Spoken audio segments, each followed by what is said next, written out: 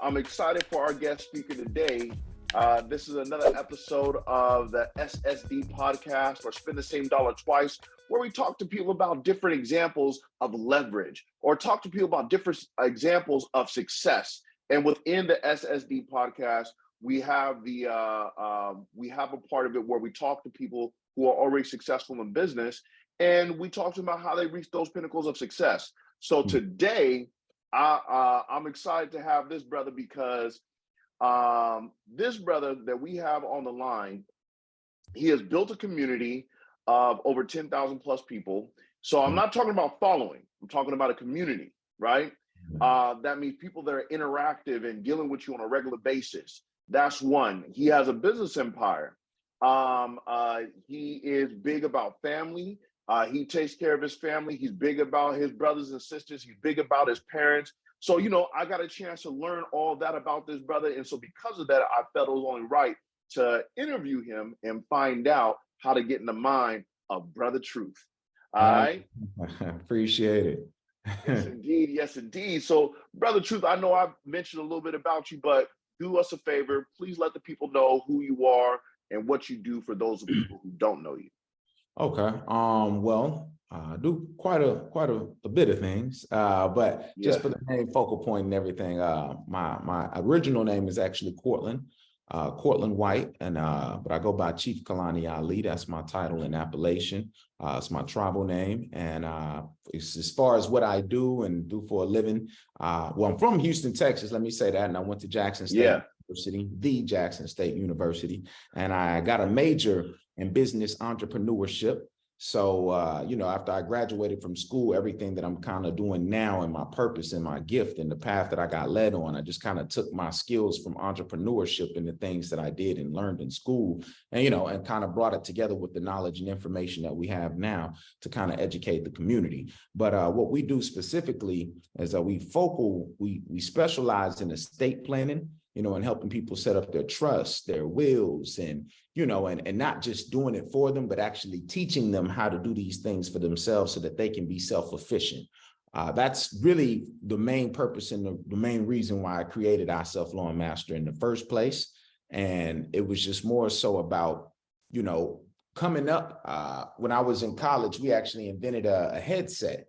And, it took forever. We couldn't really raise the money. We didn't know how to do the patents, and we had all kind of people stealing ideas and things like that, man. So just kind of getting into, business law and getting into the state and things of that nature and how to protect myself is really what, the headphones is what kind of took me on that journey. So, once I kind of opened up to that information, it was like, oh man, well, this isn't just information that I could use to protect myself and help me and my family. Hell, our brothers and sisters need to know this information too, because this is basics, having a trust, having a will. This is basic things, that we should be having in our communities. And even what you do, having the insurance, but I would have to say that it came to a point where it was probably like maybe 1 out of 10 brothers and sisters that I actually came across actually had a trust, actually had a will, actually had insurance. And I'm not even talking about young people just our age in college. I'm talking about grown folks.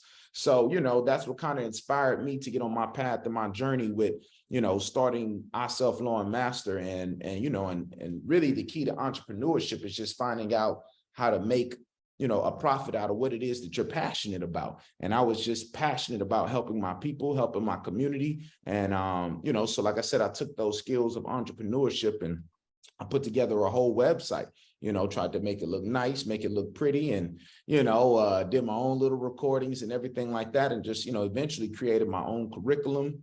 And just, it just started going online and marketing and just really talking about what it was that I was passionate about, and just started driving them straight through the website. And next thing you know, we looked up, we got about 15,000 plus members now. So, it's been fruitful. It's been a blessing. And just being able to, not only provide for my family, but be able to, get compensated to help others for doing what I love to do. It's never, ever been a job, ever. It's been more so just serving my people. And, it's been a blessing, man. And that's kind of what led me on my journey and who I am today. And just in the past. And in college, like I said, I was in entrepreneurship. So that's what really honestly kind of prepared me for everything. We went overseas, we had to learn different languages. I lived in China for a little while. And yeah, man, I kind of basically learned the concept of creating anything from scratch. And, we're really taking it from my mind and going to the factories and actually creating and manifesting this into reality, any product, really. So, that was just, something that I learned. And we were the first HBCU, let me just say that, to send students overseas for, foreign exchange to actually start businesses in a business program and actually work with the factories and speak and learn the language. So it was just a life-changing experience, man. And, like I said, once I left Jackson State and just being so enriched with the culture and our people, because I grew up in, a mixed kind of school. It was a lot of predominantly white, and so we played the Flying Bumblebee in our band and stuff like that. But getting to go to a HBCU, it was just a culture shock. It was something totally different, and it changed my life forever. So when I left college, that's just what kind of inspired me. I still wanted to feel that culture. I still wanted to feel that connection. Yeah. And the only way that I could do that in my mind at that certain time was lifting up my brothers and sisters with the knowledge that I had learned, so that they too could start operating at a higher level, so they too could understand and experience financial freedom. And yeah, man, and until I had met you and started building with you, I wasn't even tapped in on the insurance side like that. But now, after building brothers like you, this is the way that I can solidify my future no matter what. Now, so right. That happens to me. All the hard work that I put in and all the efforts is going to be taken care of, and my family's going to be good, man. So, life is definitely been a journey. I can't say that I learned all of this overnight and it was easy. It's been a lot of ups and downs, but to say the least, man, it's been a blessing. I'm refreshed and thankful to even be here. Yes. To tell my story, man. Yes. So speaking of, you talked about ups and downs, but I think something that's very powerful that we can't overlook is you talked about your story, and you mentioned that you learned about a couple things because you were coming out with a headphone, right? Right. Yes. Can you talk more about that? Like, so you create a headphone, like, are we talking about a headphone Yeah. like Beats by Dre? Like, Yeah, you was in competition? Oh, yeah. Okay. A little Talk bit about that a more. little bit. Well, yeah, man. My brother actually went to Prairie View University, and I went to Jackson State. Okay. And Prairie View's known for Okay, wait, hold on. Since we banging, I graduated from Arkansas Pine Bluff, and when I played, we beat Jackson State and Prairie View. So I just want to throw that out there, since we banging, Yeah. Represent. Yes, Yeah, man. But my my bad, brother. Go ahead. You good, brother. You good. You gotta represent, man. You gotta let them know where we from always. But my brother went to Prairie View, and this is school for specialized in engineering. And my brother was just so smart, so intelligent, man. But he was like a nerd. And I was like, hey, man, I'm the hustler. You're the engineer.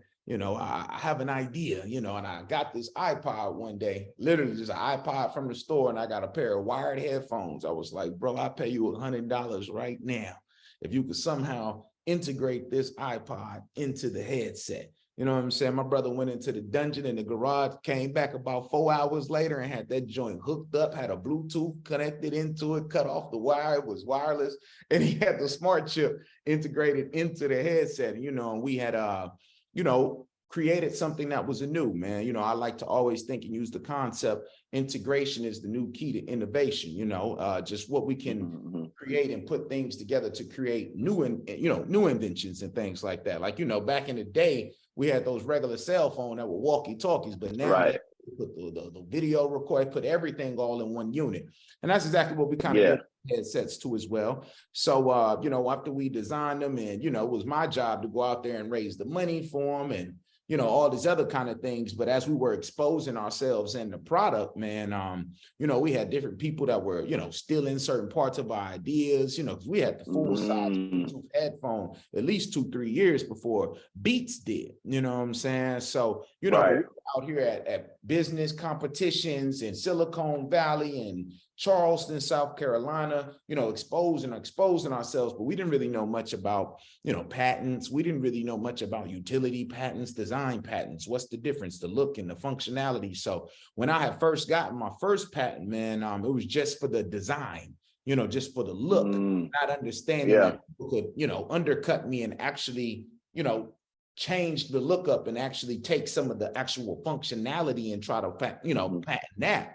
So, we kind of learned a lot of lessons just from companies and people who copied our idea at the time. And they really, they didn't have the swagger to pull it off. They didn't have the flavor. So it just died. But us, we ended up just amping it, upgrading it. And now we're coming out with something else that's new. But just those trials and people stealing and taking from us and thinking, oh, well, he's just a little black guy. And, I was the only one in the Silicon Valley. I was the only one in all the business camps. I was the only brother in all this. So, they used to always look down on me like, I wasn't capable. So that's really what made me learn and start studying the law so that I could show them I could protect myself.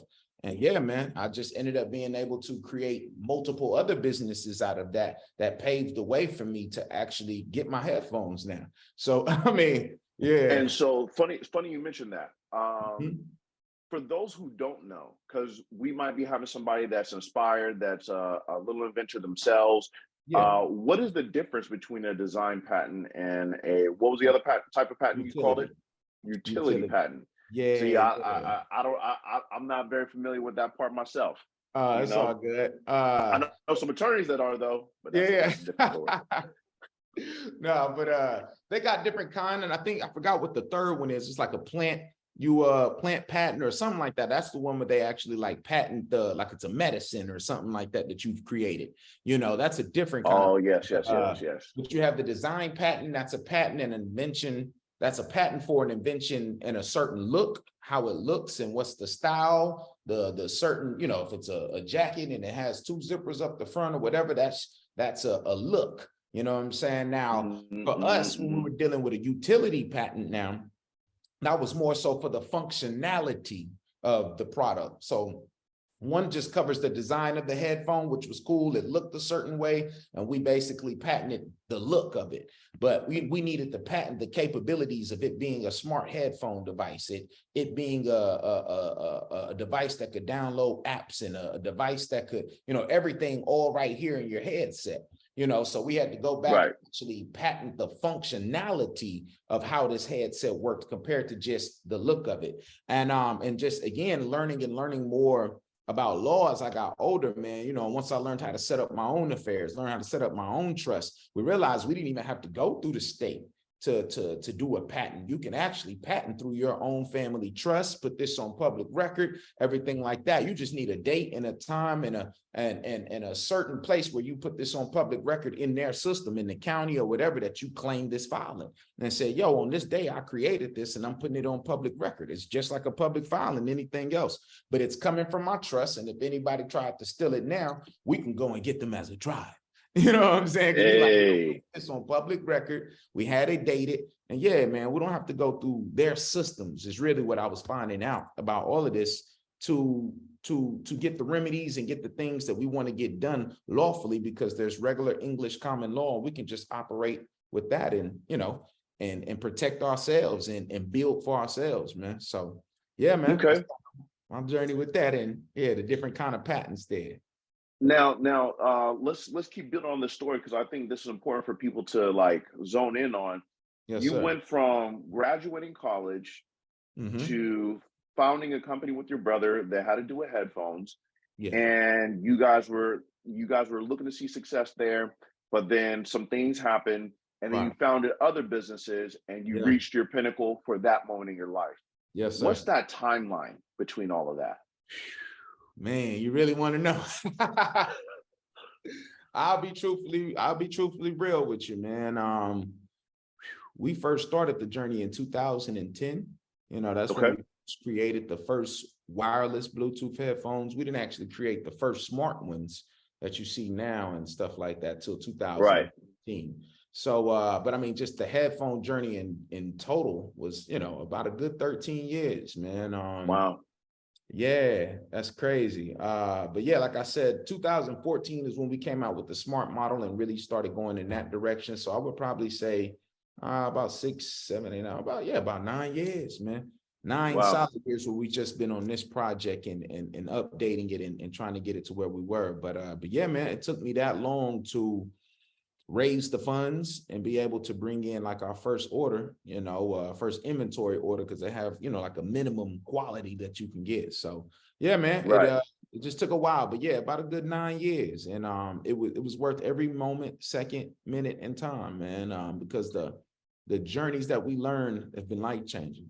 If I blew up Absolutely. years ago, I would have probably messed it all over. I would have got, Yeah. Yeah. Oh, believe me, I everything, understand, man. brother. I understand. So Yes, sir. sometimes we need that lesson on the journey to appreciate the gold at the end of the rainbow. You know what I'm Yes, saying? sir.